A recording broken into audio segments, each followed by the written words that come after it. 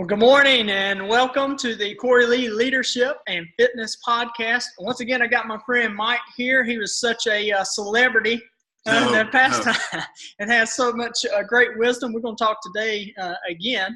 And today on the Cory Leadership and Fitness Podcast, what the whole goal is to help motivate you and encourage you to get moving and to stay moving. And what I mean by that is to take action.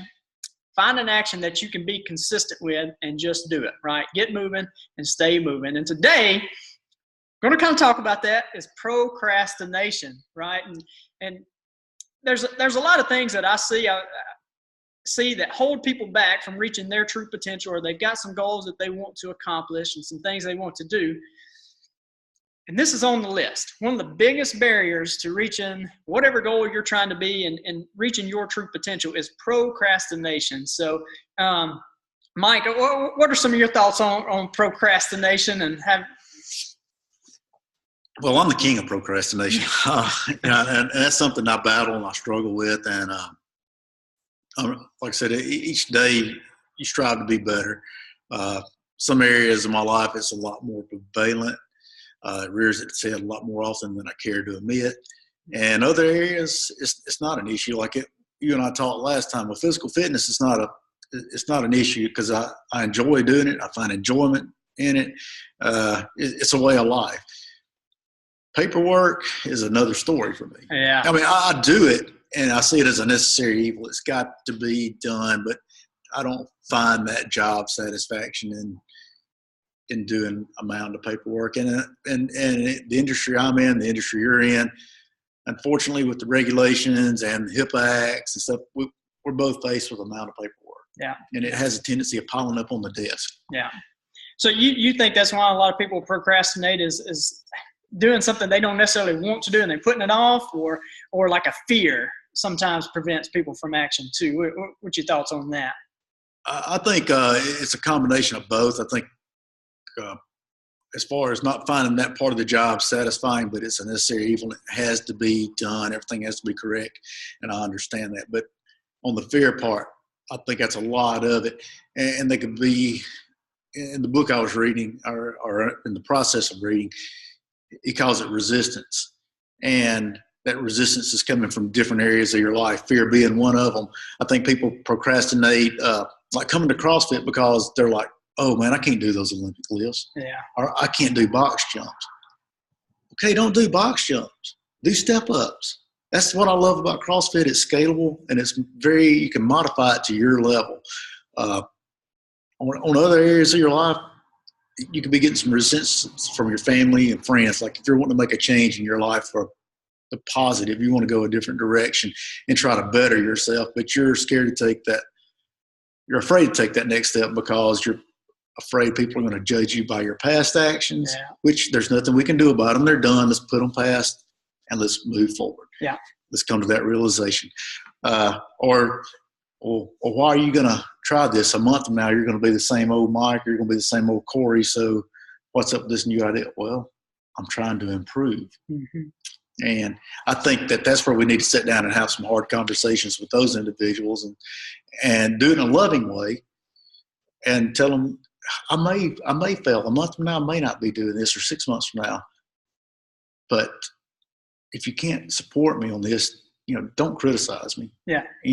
I'm not asking you to get on board with me. I'm not asking you to do the same things I'm doing, but allow me that freedom and that opportunity to try to improve myself. Mm-hmm. And I think that's two areas of fear that we need to address. Yeah. Sometimes you have to guard your associations, right? The people that you hang out with. What is it that you come the sum total of the top 5 people you hang around with? And some of those associations are going to pull you down or they're going to help lift you up, right? So knowing who you can trust and who you can talk to on some of that kind of stuff, in here in the CrossFit, and not necessarily even CrossFit, just being in the fitness industry and helping people with that, I always hear people say Monday is the day that I'm going to start. Well, it's Wednesday. You still got several days before. And what happens is Monday turns into, I'm talking about next Monday. And that fire that burns out. And, we talked a little bit last time where you got to go when the thought strikes. You got to get going when that fire is hot. Yes. Because that intent diminishes as time goes on. So when's the best time to start your nutrition plan? Now. Right? Now. So. Absolutely. I could not agree more with you, Cory. You have to. That call to action, if it's pressing on you, you need to do something. My thing I procrastinated about was journaling. I journal now. I write down my thoughts. I write down what I'm grateful for, my prayers, people on my prayer list, and go back and do the reflection on it, or try to. I don't do it faithfully at night, reflect as often as I would like to. But I do make it an imperative to write stuff down in the mornings and during my quiet time. And I put it off for a long time. I put it off. I'll start Monday. Exactly. Yeah. Well, it's Wednesday. Well, man, I don't want to start this journal entry in the middle of the week or the middle of the month. Yeah. And looking back, I'm like, man, you wasted so much time. But there again, time is something we can't get back. Mm-hmm. Once that minute's spent, it's spent. Yeah. And I'm curious what you found since journaling. How's that helped you, or what have you learned about yourself? Man, it shows me. To me, once I write a goal down, or I write something down that I want to achieve, or I want to be better at. Yeah. It's almost like it's a binding contract with myself. Oh yeah. And then I like you and I talked, I try to do baby steps to reach that goal. And I don't say a disappointment, but you look at yourself when you don't meet one of those baby steps, or you don't do that action. You're like, well, why didn't I do that? What was the reason? So it's kind of, it holds me accountable to me, mm-hmm. but in the same sense, like I said, it's almost like it's a binding contract. It's written down. Yeah. So now I'm being made accountable for it. Yeah. Hardest person to lead is yourself too, right? So, exactly. But what else you got on procrastination? I think you said you had a question for me or something on procrastination. So let's see what you got, Mike. Well, Cory seems to be a pretty organized guy and got it together. So how do you handle procrastination, or when you see it coming, or can you see it coming? What are the steps you take to overcome it? Yeah. So, procrastination is something that I struggle with. I feel like I really am a pretty disciplined in most areas. But procrastination is definitely something I battle with, of putting it off. Well, I can make that business call tomorrow or this afternoon, and putting that off when I need to be getting it done now. So some of the things that help me with procrastination is knowing what I'm trying to achieve, right? So let's take, for instance, this last year when I was training for the half Ironman, right? My goal was to finish the half Ironman. Well, I could procrastinate and say, instead of swimming at lunchtime, I'm going to swim after work. Well, to me, that's procrastination for me, because I know by the end of the day, that's probably not going to happen. I need to do it now. I need to go get in the pool now if I'm going to make it happen. So what helped me in procrastination is knowing what I'm trying to accomplish, have clarity of what my goal is, and knowing this is the action step that I need to take to do that. A couple other things. I'm a morning person. I like to work out in the morning. Me too. Now, when that alarm goes off, I don't necessarily always want to get up. And this is going to kind of sound weird. And I do it in the pool as well, because that pool is so cold. I do not want to get in there. But what I do to make myself just go and to get up out of the bed, put my feet on the floor and zombie through the house to brush my teeth or whatever.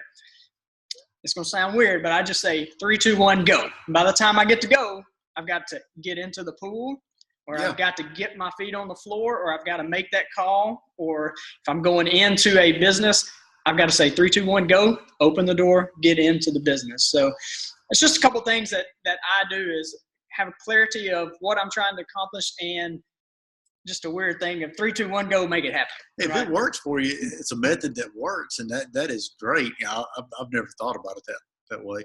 I like you. When I want to call a client, or I know I need to call a client, and I know that the conversation is probably not going to go the way I want it to go. Yeah.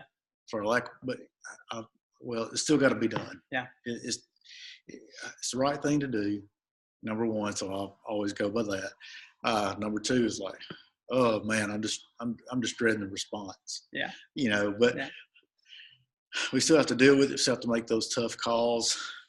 I think you got a really good method as far as like jumping in the pool, because there's no easy way to ease into the pool. You just got to go. You just got to jump in, and I think it's like that in life with your goals too.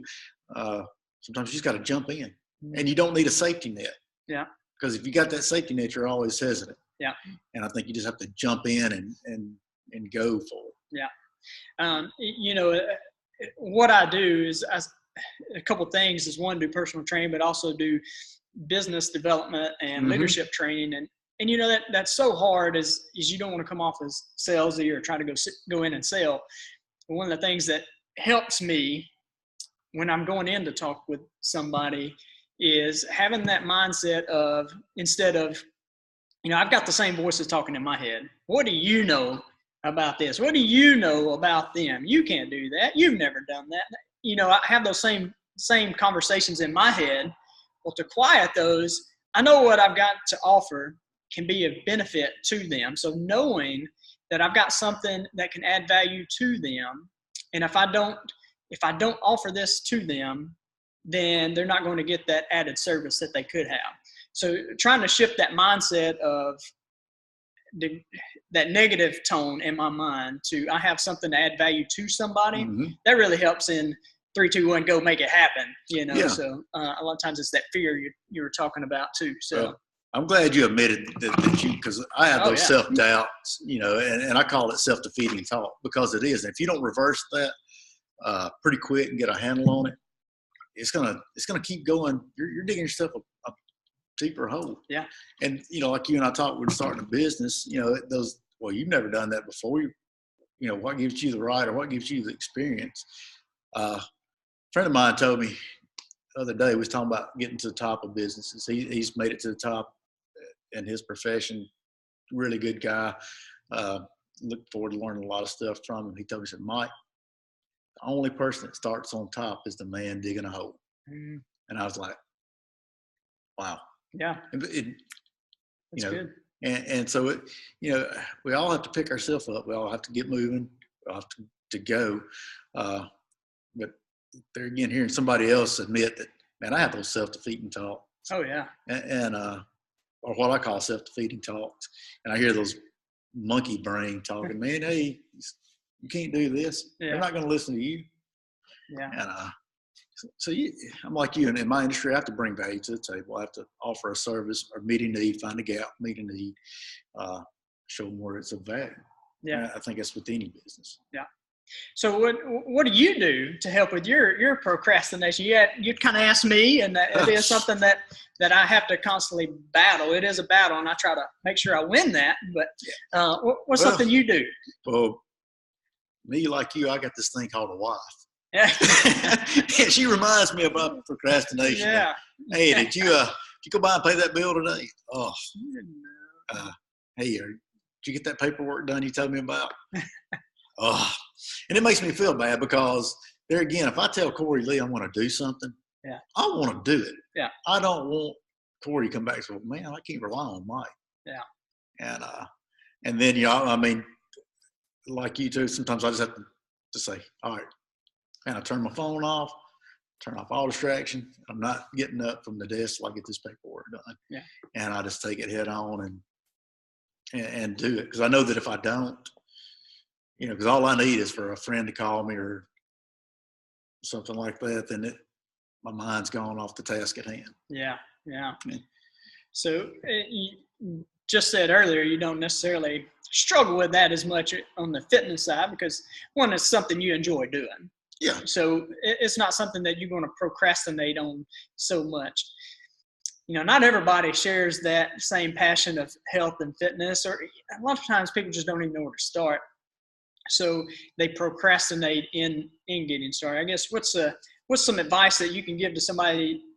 It's about to be New Year's. Most of them have a New Year's resolution, but by the time February comes around, they never even started, or they faded off.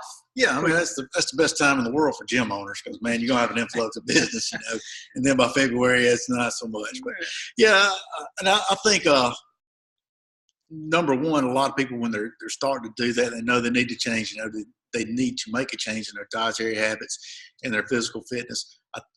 Me personally, I think a lot of people set the bar too high right off the bat. I mean, you do need to have some long-range goals like you and I talked about earlier. But long range is not 30 days. It's not 60 days.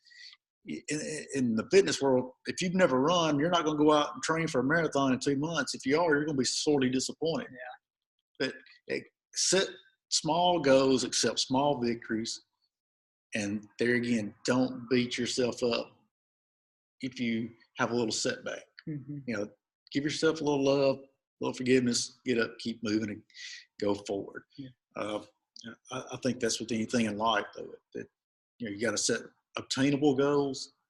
And plus, too, I think a lot of people, once they reach a certain point in their health and their physical fitness, they give up. Mm-hmm. And what's the use? Yeah. I'm 400 pounds now. I'm never going to lose weight. I'm never going to be able to do this. And that's self-defeating talk. Yeah. And that's where they need a guy like you to come in and say, yeah, you can do it. Yeah. But here's how we're going to do it. Mm-hmm. And help them. Somebody come alongside of them, help them out. In a loving way. Not like I said, I'm not a beat you over head. Now there's sometimes in some areas of life, you do need the good kick in the pants and say, hey, what's up? But when it comes to that, you got to build people's confidence up in that area, because I don't know if you've ever noticed it, but I've noticed people come in the gym that may be a little bit overweight right off the bat. I see them kind of standoffish because they may not know how to use the machine, or they may have a poor self-body image. Mm-hmm. Well, give it some time. Yeah. Yeah. What one other question I have for you is, you're in a leadership positions there. What do you think it says to your team when the leader himself is procrastinating? What do you think that does to the team? It destroys any sense of urgency or any sense of accountability. Because all leadership, it starts at the top in any organization. They're looking to the top guy, and if Cory, you're the leader of the organization, well, if Cory's doing it or not doing it, number one, it's not important. Mm-hmm. So it don't set a precedence, and it don't set a sense of urgency. Yeah. So I think as leaders, we don't have the luxury of procrastinating. I think a lot of leaders, and I want to get your take on this. I think we just had that discussion. I think a lot of leaders put too much on their plate, mm-hmm. and it gets to running over, and they can't effectively manage all of that. That's where you got to have a decentralized, area of responsibilities, or put that burden on somebody else, that area of the business on somebody else. Leaders can't do it all. Mm-hmm. And I think they put so much on their plate that they can't manage. And you and I were just talking about doing less, but doing it more, or doing it better. Yeah. Doing less better. On what matters the most. What can I do? What's the only thing that I can do? And being able to, and that was one of the struggles for me early on in my leadership, was delegating and allowing someone else to do mm-hmm. something else, and having something on my plate, keeping all the things on my plate. And what I realized was, I thought that because I hated doing something, everybody else hated doing it too, right? It's crazy how we think like that. It is. And what I come to realize was, one, somebody else doesn't mind doing that, and they're better at it than I am. That's their wheelhouse. It is. So, it's like crunching numbers. I'm not a bean counter. Yeah. And I don't mean any offense to any CPAs out there. Man, I love you. Yeah. But I'm just not that guy to sit there and crunch a bunch of numbers and get off into the nuts and bolts of how taxes and all work. I'm glad there are people that want to do that. Yeah, can have that. And I think that's within every aspect of business. What you and I may not enjoy doing, and we may have a guy over here that's just jumping up and down. That's his wheelhouse. That's where he gets excited and finds his passion. We need to turn that over to him. Yeah. Let him go. Hold him accountable. let him do it. Mm-hmm. Let him do his job. So being able to, leaders out there, having some things on your plate, being able to empower others to help you with that, I found was really powerful. One, it allowed me to focus on the things that I am good at. But this over here was getting done way better than I could have done. And I didn't like doing it anyway. So, so it's a win-win. Exactly. So, the team wins.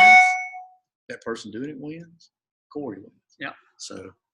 Well, any other thing you want to share on procrastination, or any advice left to give on that? Or well, I don't have any other advice to give. I am open for suggestions. So if anybody that watches this has suggestions on how to overcome or how you handle procrastination, please feel free to reach out to me.